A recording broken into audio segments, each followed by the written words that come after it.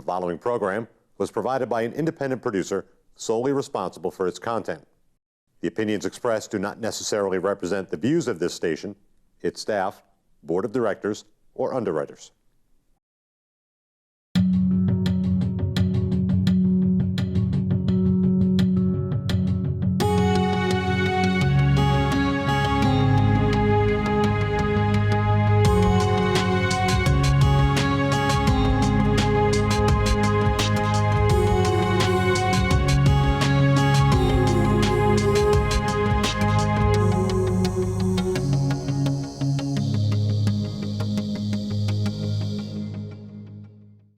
Hi, my name is Joy Barrett. I'm the Executive Director with the Granite State Children's Alliance. We operate 5 child advocacy centers here in New Hampshire. And over the years, I've had the privilege of working with some really incredible organizations here in New Hampshire, and it just gives me a great privilege to be able to have this opportunity to talk to executive directors throughout the state about the work that they do. And I want to challenge all of you out there to really think of the word nonprofit in a different way when you start to learn about the organizations in our great state. We have great profits. We are empowering people. We're protecting children. We're preserving our environment. And so I want you to tune in to New Hampshire Cares and really learn a little bit about our nonprofit, our great state of New Hampshire, and the work that we do for people in our community. Hi, and welcome to New Hampshire Cares. I am really excited about the guest that I have today, Michael Apfelberg from United Way of Greater Nashua. Mike, we go back quite a ways, actually, with my big brother, big sister days. And, you know, it's so nice to have you in this chair because it means you're no longer in business, although I know that's not a good thing, but you're in kind of now my business, and I'm really excited about that. You've joined and locked arms with the nonprofits, so welcome. Well, thank you. I appreciate that. Yeah, really it's good to be here. Yeah, it's really good to have you here. It really is. So why don't we get started with you really kind of sharing a little bit about that journey for you, because I think that's probably a really interesting transition, and then you can kind of filter in some United Way information as we're going along. Sure. So the journey for me from where I've been to where I am is I've spent most of my career in industry, printing and publishing industry, and then for the last 10 years, my wife and I built a family business here in Nashua. Did uniforms and embroidery and screen printing, and that's where we know each other from, actually. And about 6 months ago or so, we started looking at transitioning to maybe our new phase of life. You know, you hit 50 and you decide, what am I going to do now? And it wasn't like necessarily a midlife crisis, but it was time to maybe try something new. And it just happens that we found a family that wanted to start their own business, but not build it. And we had a business that we had built, but we're ready to transition out of. And so they bought it. And then I started looking around, and the nonprofit world was the place I really wanted to go.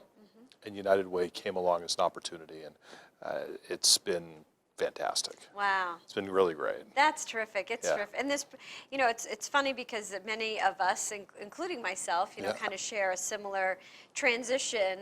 Mine was many years ago, but a lot of those, obviously you take your skills with you, so it's not like you go to school to learn how to do nonprofit management. I mean, obviously you developed a business, you were in business, you had customers, you know, so a lot of those things are really applicable. So, congratulations for making the leap over. Thank you. I don't feel that it's that much of a leap, although it feels really, really good. Yeah. And it's nice to wake up in the morning and not think about how am I going to do something good as part of my job, but actually your job is to do something good. And it's just a whole different perspective. So it's really, really cool. Yeah, you do sleep well at night when you're in this line of work. Usually. You know, sometimes some of the work is challenging, but you still feel like you're making a difference. That's absolutely true. So that makes it all worthwhile. Definitely. But again, congratulations. Well, thank you. It's nice that you've joined us in Nashua.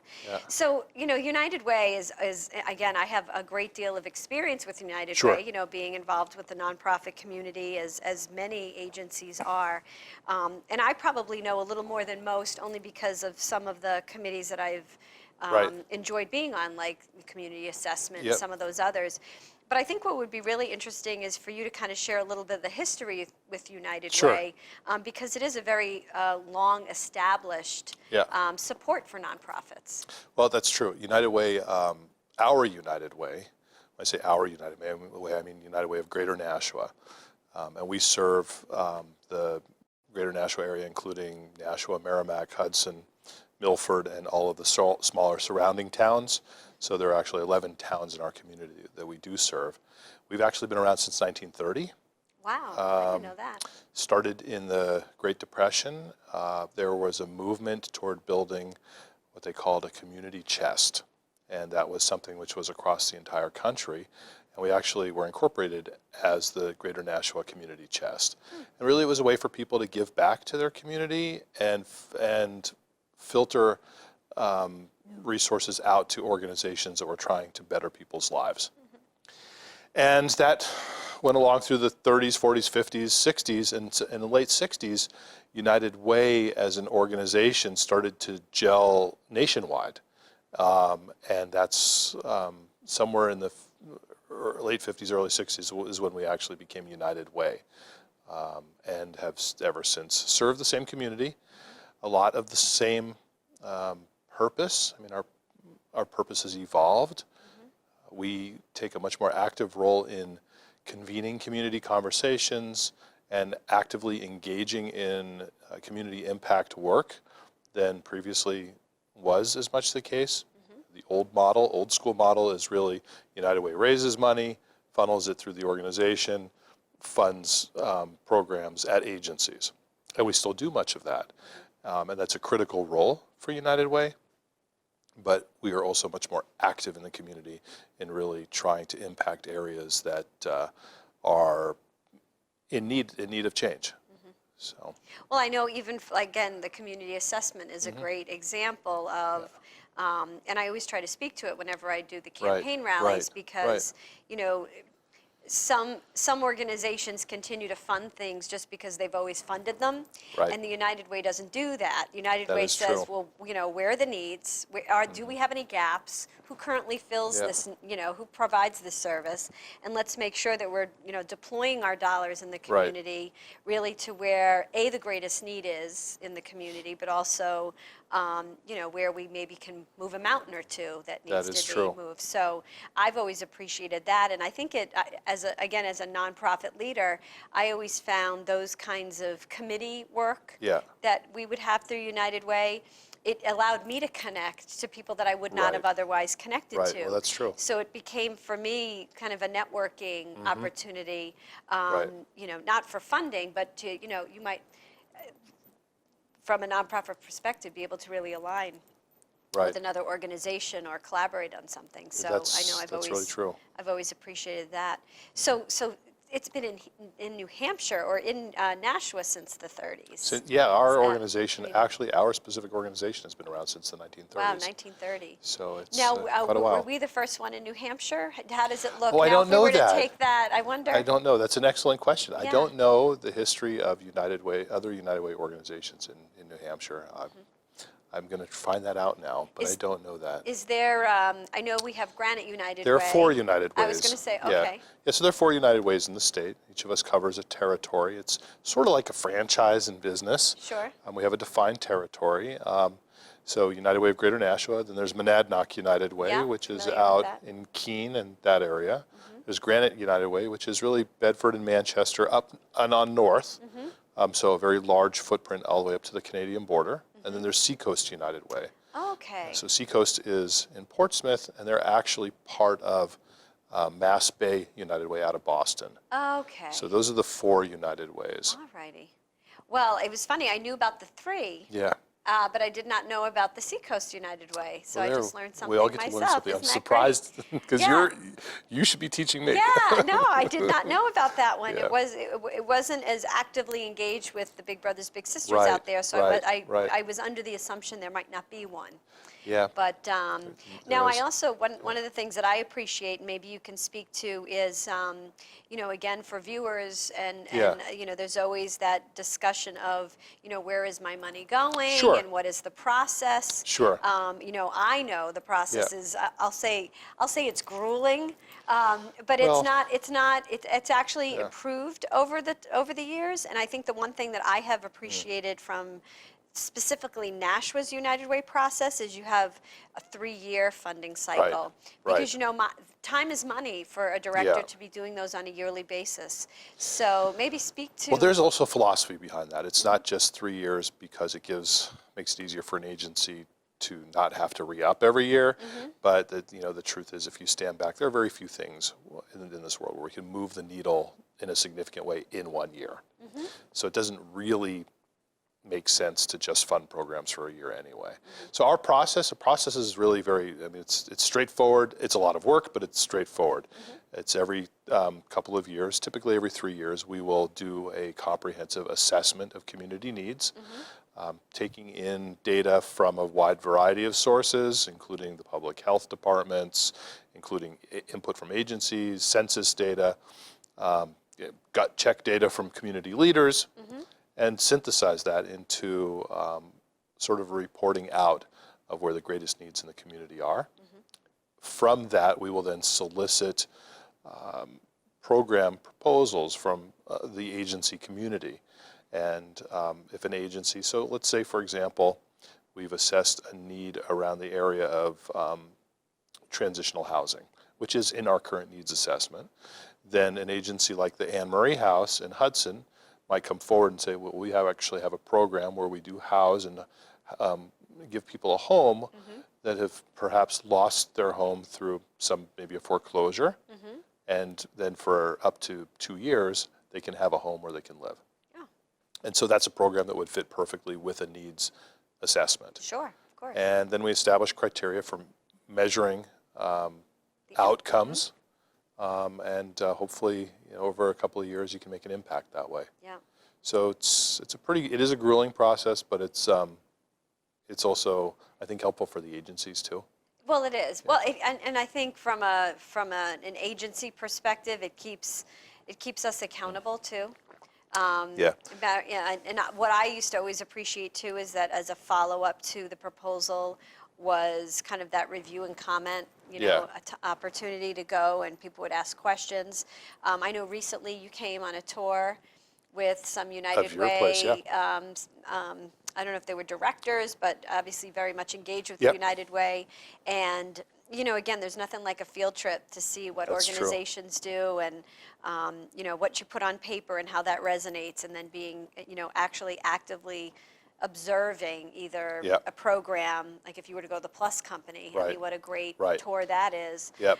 Or again, the Child Advocacy Center. Well, at this point, I've actually visited almost all of we fund 17 different agencies. Okay. So it's actually a pretty large community that we work with. And Sure. I've had the opportunity to visit and tour and interact with almost every single one of those at this point. And it's impactful. The work that they're doing is remarkable. Yeah. And those were directors. We do try to bring our board of directors along because we want them to be engaged and know why, have context for their volunteer efforts. Sure. How many board of directors do you have? Our board is 23 members. Wow. Okay. So, and we've just added a couple of new members. Our board turns over the first of the year, so we added a couple of new board members. We had a couple leave through normal attrition, and a couple of more that we brought on. So it's a terrific board. That's great. And Yeah. staff? Oh, we're teeny tiny. So you asked the question, and I'll answer that answer your question partially with the staffing answer. You asked, people want to know where my money goes. Yeah. And I get that question a lot when I'm out in the community, is people are concerned that when they're donating to a charity or a cause or something, that their money isn't being sort of, going into some black hole, that it actually gets spent well for something they care about. Sure. So in answer to that, we're actually a very small staff. We have a tiny overhead. Good. It's just 2 of us. Wow. Well, I say 2 1/4. So we're actually 2 1/4. We have a part-time administrative assistant who works with us too. Oh, that's great. We're powered by volunteers. Yeah. We've got a wonderful volunteer base of people who help out in a huge variety of needs. But That's great. but over 85% of the donated dollar that comes through United Way ends up actually going to agency purposes. And right back to the community. And that's important for us. Right. Well, that that's really a is important. great place to stop. We're going to take a break, and when Sure. we come back, we're going to continue our conversation with Michael Apfelberg. Thanks so much.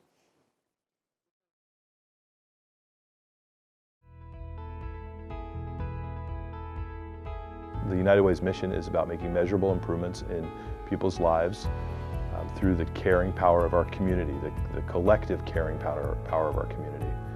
We all know that our community has people who at some point in time have needs and some point in time have means, and we try to connect the two together.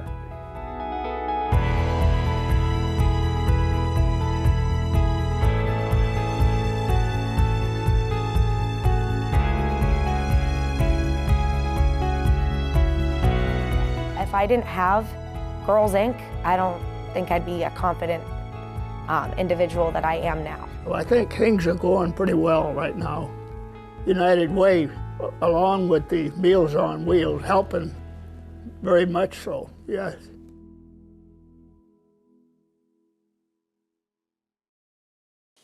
Hi, welcome back to New Hampshire Cares. Again, I've got this great guest, Michael Apfelberg from the United Way of Greater Nashua, someone I've worked with really over the years. So again, it's so nice to have you on. And we were just sharing that we could really chat about this for hours and hours. Maybe in our next segment. Right, so next time I'll bring hot fudge sundaes like I promised, I love right? that, yeah. Or you know, we talk about maybe some other adult beverages that might be fun. I'm okay and with that too. We'll just have this be like episodes of United Way and Joy at New Hampshire Cares, right? Why not? Sure. That'll be good. Yeah. Well, you know, you gave us a really good perspective of, you know, certainly the history and, you know, some of the very traditional process for the grant proposals that, you know, certainly are supplied by organizations that you fund. Are there other initiatives that the United Way really has, you know, championed? You know, whether it be in New Hampshire with other United Ways or certainly just kind of solo here in Nashua. Yeah, there are. So United Way has been evolving beyond that traditional role of just being a grant funding type of an organization to being more of a community activist type of a leader. And part of our leadership role is bringing people together around issues. We like playing the role of being a neutral kind of third-party convener. So when there is a topic which, you know, we sense there needs to be a community conversation around, bringing people together who, into a neutral kind of a format to have a discussion and talk about how can this issue be addressed. And so an example of that would be, right now we are in the second year of an initiative called One Greater Nashua, which evolved from that type of conversation. So One Greater Nashua is an initiative that is a partnership that includes the city, it includes the Chamber of Commerce, it's spearheaded by United Way, it also includes the Adult Learning Center, and really the idea is it's about immigrant integration. So if you think about our population in Nashua, we have sort of two phases of Nashua. We have a large growing immigrant population, and that's a very diverse set of needs.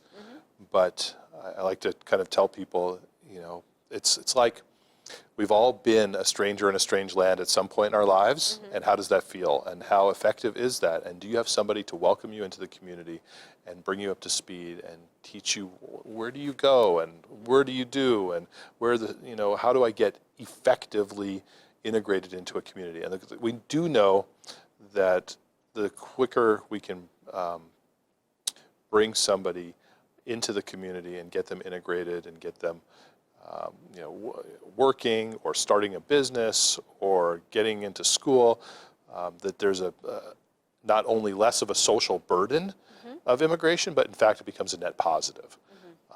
And so it's an economic development initiative as much as anything else. But that's something we're very involved with. Oh, that's great. It's a fantastic initiative. Yeah, that's fantastic. And all volunteer driven and really, really just great. The second area we're focusing on quite a bit is, of course, it's a very hot topic these days, but the substance misuse, call it crisis, issue, dilemma, whatever we want to call it. We have a grant-funded initiative at United Way called the Nashua Prevention Coalition. Yeah.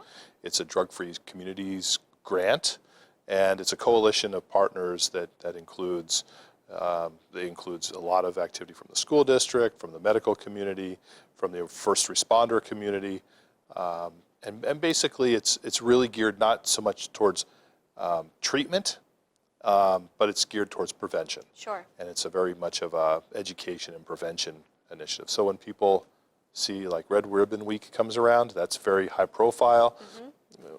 The Prevention Coalition is the group that actually does the Red Ribbon activities Yeah, in and the people school. can actually, Janet was on the Sure, show, sure. and they can go on YouTube Yeah. and actually watch her. I mean, she really does do a really nice job at explaining that kind of initiative and that It's organization. unbelievable. It's great work. She mentioned, obviously, she Yeah. sits at the United Yeah. Way. Yep, She does. that's great. So those are the types of initiatives that we're getting more involved with. And you know, the other thing is, and this is kind of back on the agency and more the traditional part of it, is what's really changing is not so much of a process change, but we're starting to change the way we think about the impact that we make. So just from a measurement perspective, we've always measured widgets. How many kids did you feed? How many books did they read? How many, pencils got sharpened? It's widgets and outputs. What we're trying to do is move the dialogue so it's more of a community outcomes type of a process, where we know, for example, that reading at third grade level is critical in education. Kids, you spend the first 6 or 7 years of your life learning to read, and then you spend the rest of your life reading to learn. But if you don't learn to read first, you're never going to read to learn. Right. So learning to read and measuring that kids are at grade level in third grade is a very easy outcome to measure, and we're starting to make sure that our outputs from our agencies are geared towards a measurement that ties into that outcome. So down the road, we want to be able to say we've actually had an impact, a real impact. That's a smart way to look at it too, obviously, because we used to struggle with that all the time at Big Brothers Big Sisters. The question would always be, if you saw someone, well, how many matches did you make in a year? Yeah. And I said, it's quality, not quantity. It's true. Because if I were to tell you 400, which there were years there were 400, do you think that that's a lot, or do you think that's not enough? Yeah. When you know how many children there are in Nashua that probably could use another Absolutely. caring adult, right? So it becomes, I always tried to move people away from how many, and how many kids graduated high school because they had a mentor. It's what are we doing? Right? Yeah, it's what are we doing here? Right, Why exactly. are we doing this? Right. Ultimately, what's the outcome? Right. And so moving that dialogue along, we're not looking to change our process so much as change the conversation. Right. Well, and what you're asking in return, again, we go back to the grant process, then there's reporting and accountability and all that good stuff, and you're certainly asking in return for some of those. Now, 211 is something that I know a little bit about. So maybe how's that going? I mean, that's kind of information and referral. I remember the old days of the help book. Yeah, 211 is, I'm kind of a 211 evangelist. Okay. Whenever I go out and do events at employee meetings, or even speaking at chamber events, if you put me in front of a crowd, somewhere along the way, I'm going to say, by show of hands, how many people here have even heard of 211? Right. And it's sad how few people raise their hand. So I'm trying to change. That's my number that I'm trying to change. So 211 is going along well. 211 is it's a simple number to remember. If somebody just dials 211 or goes to 211.org, the website, you can really address any kind of a human services need. It's confidential, it's free, and if you say, I have somebody who I know who just lost their job, and they're looking for maybe financial literacy counseling, or they're looking for even more harsh of a circumstance, somebody who's homeless and needs, very basic needs, or somebody who's dealing with substance abuse or depression. Those are all human services needs that the 2-in-1 organization will connect a person to that agency. They don't really provide that help. You know, they're going to be the ones who say. But it's like the old days of calling. It's 411. Right, 411. What's Joy's number? Right, Yeah, right. absolutely. So, yeah. Critical program. Big partnership with Eversource is a big partner in that. I think the And call center the is call there. center is yeah. there. And but it's a great program. That's so terrific. if people from this show remember nothing else, remember 211, and So that would be 211. great. So you can tell Oh, them. remember, dial 211. There you go. There See, you go. I like it. Thank you very I'm helping you out much. with your outcomes. So- we have a little less Yeah. than 4 minutes left, Sure. and I'm so excited. You know, Yeah. whenever there's a change in any kind of leadership, Yeah. there always comes this new energy. And it's not that the old was, not energetic or didn't have great ideas, but it just kind of spurs things Sure. a little bit. Sure. So I guess I would love for you to share in the last few minutes, Yeah. where you see this United Way going, maybe Yeah. short term and maybe, from a 30,000 foot view. Well, yeah, What's short that going to look like? short term, my biggest issue that I see is what I call a branding opportunity. I walk around the community, I meet with people, and I tell them that I'm, the new guy at United Way, and some people look at me like, United Way? We have a United Way? And other people say, United Way? Oh, what do they do? And so I don't have anybody who ever says, what is United Way? But I have very few people who know what we do and the value that we bring to the community. So in the short term, I'm focusing a lot of energy on making sure that we get the word out, what United Way does, that we are here, that we are present in the community, that we're working to really bring significant impact to the community in a positive way, and that we would love to have them partner with us. Great. The other thing is, that's sort of the mission. The other is, where is that mission? And that mission, for better or worse, has been focused mostly on Nashua itself. And this 11 communities that we serve, I take that pretty seriously, that we actually serve all 11 communities. So it's getting out to the agencies in Milford, for example, and meeting with the folks out there at the Boys and Girls Club. Share. And at Share, exactly, and talking with them. It's making the rounds to the various chambers of commerce, not just the Nashua Chamber of Commerce, which I'll, freely admit to being a member of and have worked with for a long time, but also are we going out to Merrimack and over to Amherst, to the Sohegan Valley Chamber, and over to Hudson. Gosh, over on the other side of the river, Right, wow. That's important to do. It's not important, it's critical. And it's, the agencies that we work with, we ask them to also participate in the lives of all of those communities, but we also ask companies to participate and give back in those communities. And it's very hard to go to a business in, say, Amherst, if you aren't actually doing something in Amherst. Right. So I think taking our broader territory seriously is very important. Right. That's terrific. Well, you're doing a Yeah. really wonderful job. Well, thank you. And how many months are you in now? It was 4. That's it? Yeah, September 28th was my first day. So You're so- well packaged and versed already. I've had Usually this- it takes about 6 months to get the elevator speech down. yeah, You jumped in with both feet. Yeah, I jumped in with both feet, Yeah. and it's easy to do when you love what you do. Yeah. And this is an easy job. I'll be honest. I have the best job in Nashua. I challenge anybody to. Well, you can to tell challenge me because I otherwise. think I have the best job in Nashua. But That might be true too. No, but I really, congratulations Thank you, to Joy. you. You're doing a great job. You're out there all the time. I see you trying to be very present. I think Yeah. it's smart that you're in all the communities because, again, you're serving them as well and the people there. So thank you very thank you. much for coming on. We'll have you on again. Sure. We'll do a 1-year checkup with you. That sounds good. So thank be you glad to so be back. much for tuning into New Hampshire Cares. Again, make sure you check out the United Way of Greater Nashua. They're doing great stuff. Thanks so much. We'll see you next time.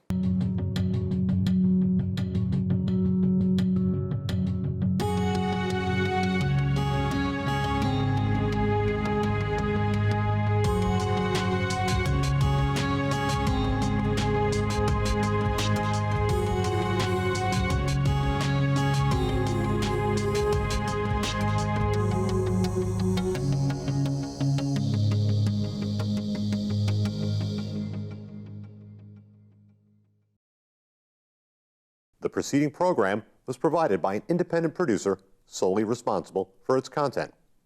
The opinions expressed do not necessarily represent the views of this station, its staff, board of directors, or underwriters.